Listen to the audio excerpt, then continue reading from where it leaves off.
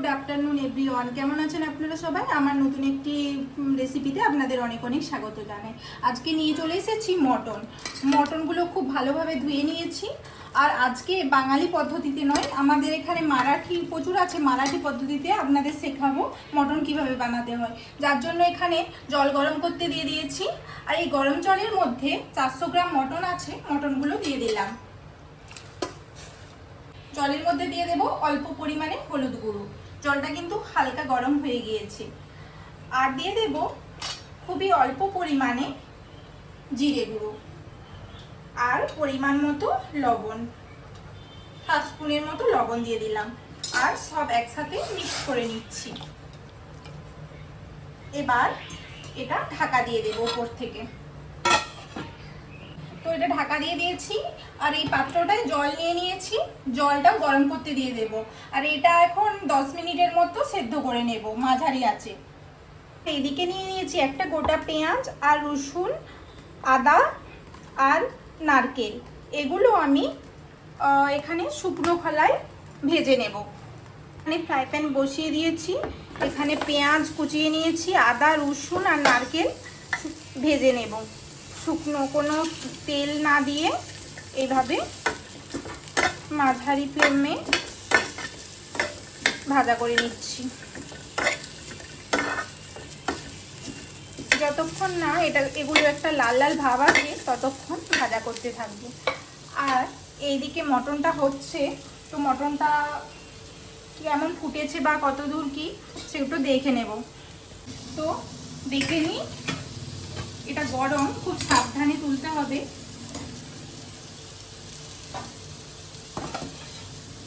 দেখুন মটনটা খুব ভালোভাবে ফুটে উঠেছে। এখন একটু নেড়ে চেড়ে নিচ্ছি। এখন 5 মিনিট হয়ে গিয়েছে, তো আরো 5 মিনিট একইভাবে ঢাকা দিয়ে আবারও রান্না করে নেব বা সেদ্ধ করে নেব। দেখি আমার 10 মিনিট হয়ে গিয়েছে, আরো 5 মিনিট রান্না করে নিয়েছি। মটনটা খুব ভালোভাবে ফুটে উঠেছে এবং দেখা যাচ্ছে যে সেদ্ধ হয়ে গিয়েছে, প্রায় হাফ সেদ্ধ হয়ে গিয়েছে। তো এখন আমি ওভেনটা অফ করে দেব, বন্ধ করে দেব। আর এইদিকে এগুলো খুব ভালোভাবে ভেজে নিয়েছি, পেঁয়াজ রসুন আর নারকেল আদা সব কিছু লাল লাল করে ভাজা হয়ে গিয়েছে। এবার গ্যাসের ফ্লেমটা বন্ধ করে ঠান্ডা করে নেব। এগুলো ভাজার পর ঠান্ডা করে নিয়েছি। এখন মিক্সিং বোলের মধ্যে এগুলো দিয়ে দেব এবং পেস্ট করে নেব। পেস্ট করে নিয়েছি খুব ভালোভাবে। তো বোলের মধ্যে আরেকটা নিয়ে নিলাম কাঁচা লঙ্কা, ধনে পাতা আর এখানে দিয়ে দেব গোটা জিরে। সব একসাথে পেস্ট করে নেব। এটাও খুব ভালোভাবে পেস্ট করে নিয়েছি। একটা বড় সাইজের টমেটো নিয়েছি, এটাও পেস্ট করে নেব।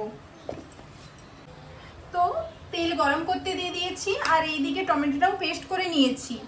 এখন তেলটা প্রায় গরম হয়ে গিয়েছে, এই চামচের 1 চামচ তেল দিয়েছি। তো তেলের মধ্যে দিয়ে দেব একটা শুকনো লঙ্কা। শুকনো লঙ্কাটা ভালোভাবে নাড়িয়ে চাড়িয়ে নেব।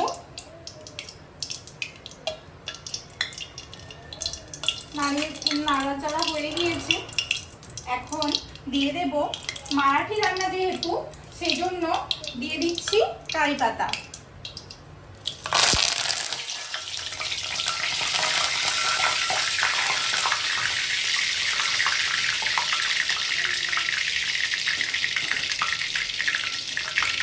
কারি পাতা ভালোভাবে ফুটে উঠেছে।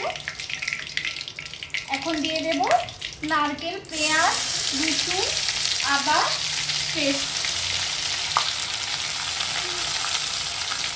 এবার ভালোভাবে নাড়াচাড়া করে নিচ্ছি বা কষিয়ে নিচ্ছি, বলা ভালো। এটা খুব ভালোভাবে আমার কষানো হয়ে গিয়েছে। এখন দিয়ে দেব টমেটো পেস্ট। এটাও একসাথে মিক্স করে নিচ্ছি। মিক্স হয়ে গিয়েছে। এখন দিয়ে দেব পরিমাণ মতো লবণ। যেহেতু আমি মটনে তখন লবণ দিয়েছিলাম তাই মাপ বুঝেই দেবেন আপনারা। হলুদ গুঁড়ো দিয়ে দিলাম 1 স্পুনের মতো। আর দিয়ে দেব বাড়িতে কোটানো লঙ্কার গুঁড়ো।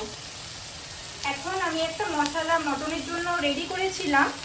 এখানে আছে দারচিনি, এলাচ, লবঙ্গ আর গোটা জিরে, শুকনো খোলাই নেড়ে ঝেড়ে মশলা বানিয়েছিলাম, এটাও দিয়ে দিলাম এবং ভালোভাবে আবার কষিয়ে নিচ্ছি। এটা 5 থেকে 7 মিনিট কষিয়ে নিয়েছি খুব ভালোভাবে। এরপর ধনেপাতা, জিরে আর কাঁচা লঙ্কা বাটাটা দিয়ে দিলাম, আবারও খুব ভালোভাবে কষিয়ে নিচ্ছি। দেখুন সবকিছু একসাথে আরো 5 মিনিট খুব ভালোভাবে কষিয়ে নিয়েছি। এবার মটনটা ওখানে মটন আর মটনের জল একসাথে রয়েছে, তো এটা এর মধ্যে ঢেলে দেব। ঢেলে দিয়েছি, ফুল আঁচে খুব ভালোভাবে নেড়ে চেড়ে নেব এবং মশলাটা যাতে ভেতরে ভালোভাবে ঢুকে মটনের, সেই জন্য ভালোভাবে নাড়িয়ে চাড়িয়ে নিচ্ছি এবং আরও 10 মিনিট এইভাবেই রান্না করে নিচ্ছি। তো এটা 10 মিনিট রান্না হয়ে গিয়েছে। এখন আবারও ভালোভাবে নেড়ে চেড়ে নিচ্ছি।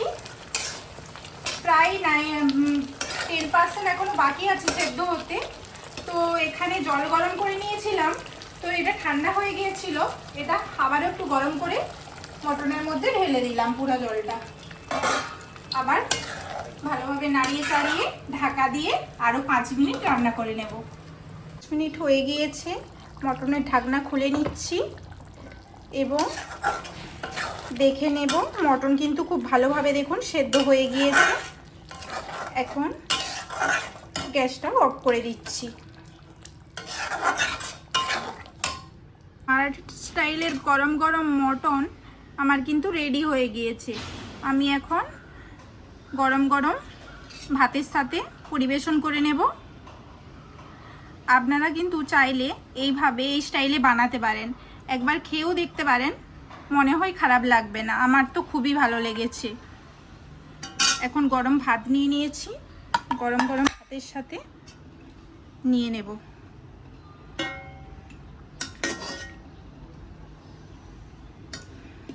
ভিডিওটি যদি ভালো লাগে তাহলে লাইক, শেয়ার অ্যান্ড সাবস্ক্রাইব করে দেবেন। Thank you.